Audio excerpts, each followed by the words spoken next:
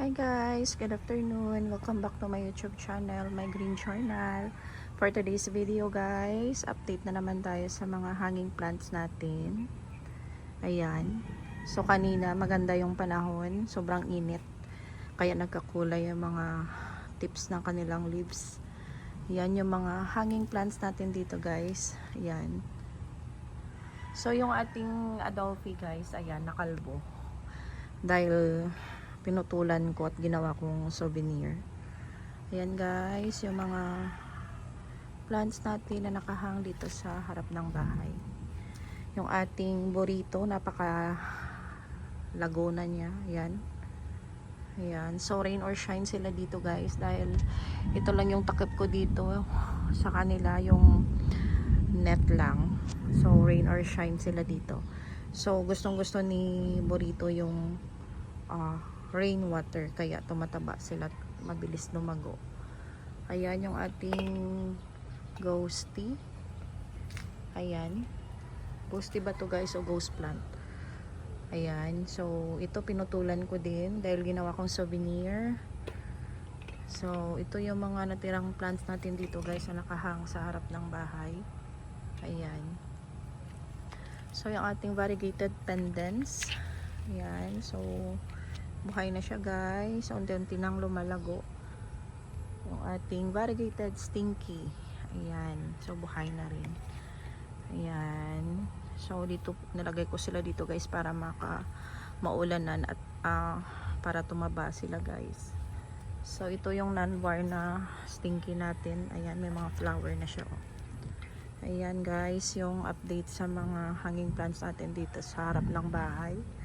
Ayan, so ito yung ating variegated staphyloides o staphyloids ba yan guys. Ayan, so ito mahaba na guys oh.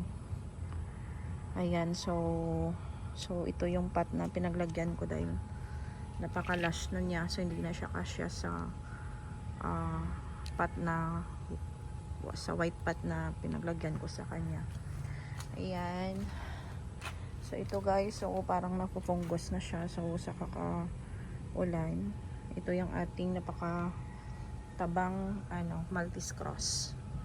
Ayan. So yung ating sumi na napakalaki. Ayan. Ayan guys, yung mga plants natin dito. So tumataba sila sa ulan. Parang hindi lang maganda guys yung kanilang rosette, yung form ng kanilang rosette guys, dahil na-overwatered sila dito. Yung ating habit, ayan. Yan guys, so ito napakaganda ni Laxiflora guys, so tingnan nyo. Ayan, so rain or shine din si Laxiflora. Ayan, ito lumago na rin. So hindi ko alam yung mga pangalan nito guys. Dito sa kabila guys, ipapakita ko sa inyo yung aking 5-year-old na cactus. Ayan guys, so ayan, kahapon niripat ko sa malaking pot, so medyo madungis yung pot niya guys. Yan yung iba nating mga Laxiflora. So lipat tayo dito guys, papakita ko sa inyo si ano mo pangalan, nakalimutan. Ito guys ang lagodi niya. Yan, so ito nilagay ko dito, binalik ko sa kanyang pwesto dahil na overwater na doon sa nilagay ko sa labas guys. Dito yung iba nating mga cactus, andito yung iba nating mga plants guys. Ayan, so dito yung ibang plants natin guys. Ayan, at yung mga plants natin dito sa gilid ng bahay. Ayan guys, so maingay dahil maraming dumadaan. So nasa gilid ng kalsada yung bahay.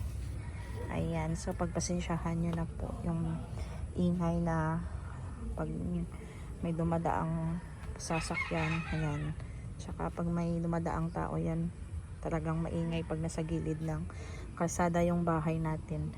Ito guys, ang ganda-ganda. Hindi ko alam yung pangalan nito guys. So comment down below guys kung alam nyo yung pangalan nito.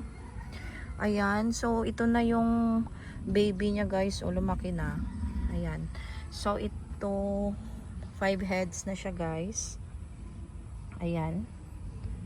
Ayan, yung ganda-ganda niya, guys. Nagpipink yung kanyang leaves. Ayan. So, ito. Hindi ko rin alam yung pangalan. So, pagpasensyahan nyo na, guys. Dahil nag-aalaga tayo ng mga plants. Pero yung iba ay nakakalimutan ko yung pangalan. Ayan. So, ito, guys. Yung malaki nating plants. Pinutol ko. Ayan. So, dahil nag-rot yung kanyang stem. So, ayan ang laki-laki niya. So, air dry muna natin siya dito, guys. Ayan.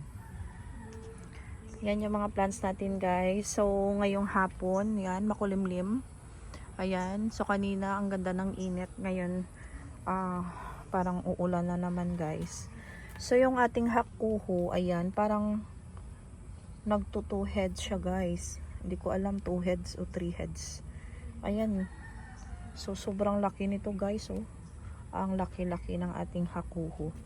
Ayan. So, si hakuho, guys, ay mabait din sa lowland. Ayan. So, ito guys, si RZ ba to? So, RZ yata yung pangalan nito, guys. Ayan. So, nagpipink na rin yung mga tips niya. Ayan, guys. So, ito yung mga plants natin dito sa gilid ng bahay. Ayan, na lagi kong ipinapakita sa inyo. Walang sawa. Ayan.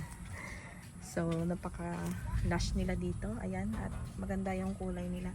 Yan si variegated flapjack. Ayan, nagpipink yung kulay niya dahil sa maganda yung init kanina na natanggap nila dito. Yung ating variegated na purple delight. Ayan, guys.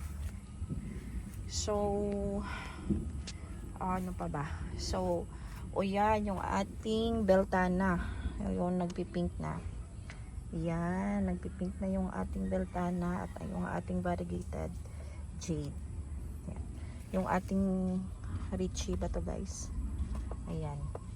So, thank you so much, guys, for watching. Please don't forget to like and subscribe to my YouTube channel. Bye-bye, everyone.